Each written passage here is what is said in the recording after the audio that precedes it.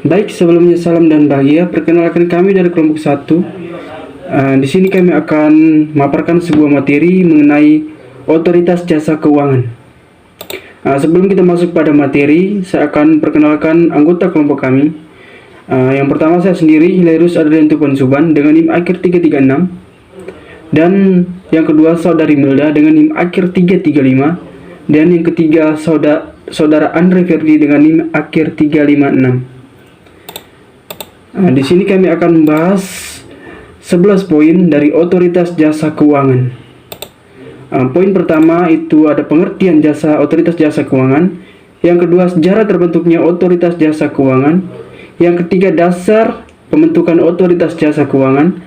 Yang keempat, alasan dibentuknya otoritas jasa keuangan. Yang kelima, peran OJK otoritas jasa keuangan. Yang keenam, fungsi, tugas, dan wewenang otoritas jasa keuangan. Yang ketujuh, ruang lingkup pengaturan otoritas jasa keuangan.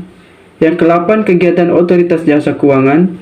Yang kesembilan, kode etik otoritas jasa keuangan.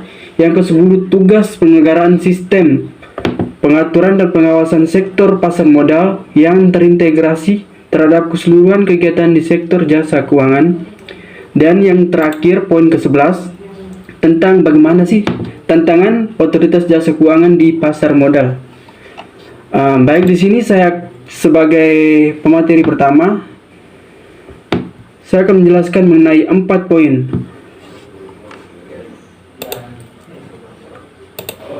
Baik, poin pertama itu pengertian dari otoritas jasa keuangan. Secara yuridis, menurut ketentuan 1 angka 1 pasal 1 angka 1 Undang-Undang Nomor 21 Tahun 2011 tentang Otoritas Jasa Keuangan (OJK) adalah lembaga yang independen yang mempunyai fungsi, wewenang, peraturan, pengawasan, pemeriksaan, dan penyidikan. Berdasarkan Undang-Undang Nomor 21 Tahun 2011, lembaga ini didirikan untuk melakukan pengawasan atas industri jasa keuangan secara terpadu. Poin kedua ada sejarah terbentuknya otoritas jasa keuangan.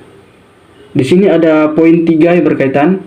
Pada awal pemerintahan Presiden Habibie, pemerintah mengajarkan rencana undang-undang tentang Bank Indonesia yang memberikan independensi kepada Bank Sentral. Rancangan undang-undang ini memberikan independensi, artinya mengeluarkan fungsi pengawasan perbankan dari Bank Indonesia. Ide pemisahan fungsi pengawasan dari Bank Sentral ini datang dari mantan Gubernur Budes Bank yang pada waktu penyusunan rancangan undang-undang bertindak sebagai konsultan. Pada poin ketiga di sini kita akan membahas mengenai dasar pembentukan otoritas jasa keuangan. Di sini ada 3 dasar otoritas jasa keuangan. Yang pertama landasan filosofi, yang kedua landasan yuridis, yang ketiga landasan sosiologis. Kita bahas pada poin pertama ada landasan filosofi, mewujudkan perekonomian nasional yang mampu tumbuh dengan stabil dan berkelanjutan, menciptakan kesempatan kerja yang luas dan seimbang di semua sektor perekonomian, serta memberikan kesejahteraan secara adil kepada seluruh rakyat Indonesia. Yang kedua itu, poin yang kedua landasan yuridis, diterapkan pada pasal 34 Undang-Undang Nomor 23 Tahun 1999 tentang Bank Indonesia. Yang kedua, Undang-Undang Nomor 6 Tahun 2009 tentang penetapan Perpu Nomor 2 Tahun 2008 tentang perubahan kedua atas Undang-Undang Nomor 23 Tahun 1999 tentang Bank Indonesia menjadi undang-undang. Dasar pembentukan OJK pada poin ketiga itu ada landasan sosiologis. Globalisasi dalam sistem keuangan dan pesatnya kemajuan di bidang teknologi dan informasi serta inovasi finansial telah menciptakan sistem keuangan yang sangat kompleks, dinamis, dan saling terkait antar subsektor keuangan baik dalam hal produk maupun kelembagaan. Pada poin yang keempat itu ada alasan dibentuknya Otoritas Jasa Keuangan ataupun OJK. itu ada 3, makin kompleks dan bervariasinya produk jasa keuangan. Poin kedua itu munculnya gejala konglomerasi perusahaan jasa keuangan dan globalisasi industri jasa keuangan. Dan pada poin ketiga, pemerintah beranggapan Bank Indonesia sebagai bank sentral telah gagal dalam mengawasi sektor perbankan. Kegagalan tersebut dapat dilihat pada saat krisis Indonesia melanda Indonesia mulai pertengahan 1997. Sejumlah bank yang ada pada saat itu dilikuidasi. Baik, mungkin itu saja 4 poin yang saya bahas, yaitu mengenai pengertian sejarah, dasar pembentukan, dan alasan dibentuknya otoritas jasa keuangan. Selanjutnya akan disampaikan oleh teman saya, Andre Verdi. Salam bahagia. Baik, di sini saya akan melanjutkan penjelasan dari teman saya, Haris. Di sini saya akan menjelaskan tentang peran OJK. Dan peran OJK itu sendiri terdapat 3 bagian. Yang pertama, setiap lembaga atau perusahaan yang didirikan harus memiliki visi misi dan tujuan yang ingin dicapai. Berikut visi OJK adalah menjadi lembaga pengawas industri jasa keuangan yang terpercaya, melindungi kepentingan konsumen dan masyarakat yang mewujudkan industri jasa keuangan menjadi pilar perekonomian nasional yang berdaya saing global serta dapat memajukan kesejahteraan umum. Berikutnya misi OJK.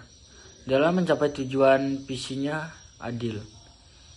Di sini terdapat 3 bagian. Yang pertama, mewujudkan terselenggaranya seluruh kegiatan di dalam sektor jasa keuangan secara teratur, adil, transparan, dan akuntabel. Yang berikutnya B, mewujudkan sistem keuangan yang tumbuh secara berkelanjutan dan stabil. Dan yang terakhir C, melindungi kepentingan konsumen dan masyarakat. Berikut tujuan OJK adalah untuk terselenggarakan secara teratur, adil, transparan, dan akuntabel, mampu mewujudkan keuangan dan tumbuh secara berkelanjutan dan stabil. Yang berikutnya, mampu melindungi kepentingan konsumen dan masyarakat. Berikut fungsi, tugas, dan wewenang OJK.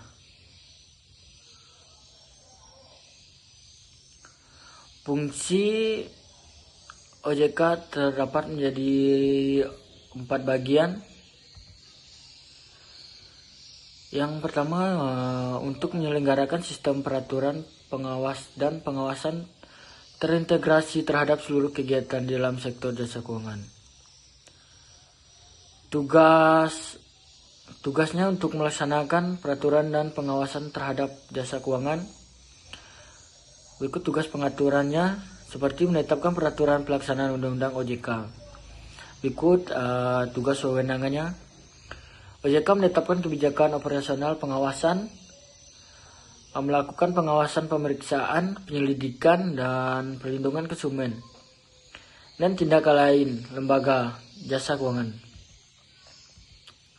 Berikut ruang lingkup pengaturan.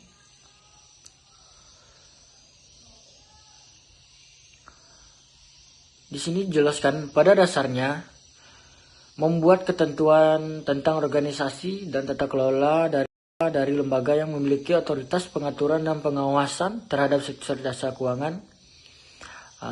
Di sini terdapat 2 bagian. Yang pertama itu pengecualian UU OJK terhadap 1. Jenis-jenis produk jasa keuangan. 2. Cakupan dan batas kegiatan lembaga jasa keuangan. 3. Serta ketentuan tentang jasa penunjang sektor jasa keuangan. Yang berikut status kelembagaan OJK. Di sini dibagi menjadi 3. Yang pertama itu independen, yang kedua berkedudukan di ibu kota negara, yang ketiga berkantor di dalam dan di luar negeri. Baik, Sekian penjelasan dari saya. Untuk penjelasan berikutnya akan dijelaskan oleh teman saya, Emil. Salam dan bahagia. Salam dan bahagia. Perkenalkan saya Milda, NIM 2019 008335. Di sini saya sebagai pemateri ketiga akan melanjutkan materi selanjutnya, yaitu kegiatan otoritas jasa keuangan. Kegiatan ini ada 3. Yang pertama, kegiatan jasa keuangan di sektor perbankan. Yang kedua, kegiatan jasa keuangan di sektor pasar modal. Yang ketiga, kegiatan jasa keuangan di sektor perasuransian, dana pensiun, lembaga pembiayaan, dan lembaga jasa keuangan lainnya. Sedangkan pengaturan dan pengawasan mengenai kelembagaan bank ini ada 2. Yang pertama, perizinan pembuatan, anggaran dasar, rencana kerja, kepemilikan, kepengurusan, dan SDM. Yang kedua, kegiatan usaha bank antara lain sumber dana, penyediaan dana, produk hibridasi, dan aktivitas di bidang jasa. Sedangkan pengaturan dan pengawasan mengenai kesehatan bank itu ada 5. Yang pertama, likuiditas, rentabilitas, solvabilitas, kualitas aset, rasio kecukupan modal, minimum, batas maksimum pemberian kredit. Yang kedua, laporan bank yang terkait dengan kesehatan bank. Yang ketiga, sistem informasi debitur. Yang keempat, pengujian kredit. Yang kelima, standar akuntansi bank. Sedangkan pengaturan dan pengawasan mengenai aspek hati-hatian bank itu ada 4. Yang pertama, manajemen resiko. Kedua, tata kelola bank. Yang ketiga, pencucian uang. Yang keempat, pencegahan pembiayaan terorisme dan kesehatan perbankan. Materi selanjutnya yaitu kode etika OJK. Kode etika OJK adalah norma dan asas mengenai kepatutan dan kepantasan yang wajib dipatuhi dan dilaksanakan oleh seluruh anggota Dewan Komisioner, penjabatan, dan pegawai OJK dalam pelaksanaan tugas. Komitmen etika adalah organ pendukung Dewan Komisioner yang bertugas mengawasi kepatuhan Dewan Komisioner, penjabatan, dan pegawai OJK terhadap kode etika.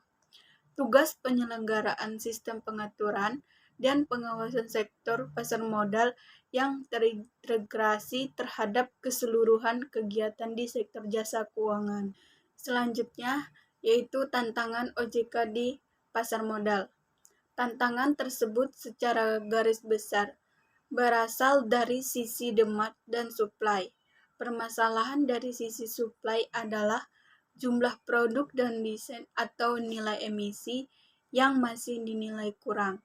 Dalam hal ini adalah emiten yang tercatat di bursa dari sisi kuantitas masih sangat sedikit dibandingkan negara lain atau dibandingkan jumlah korporasi yang ada di Indonesia.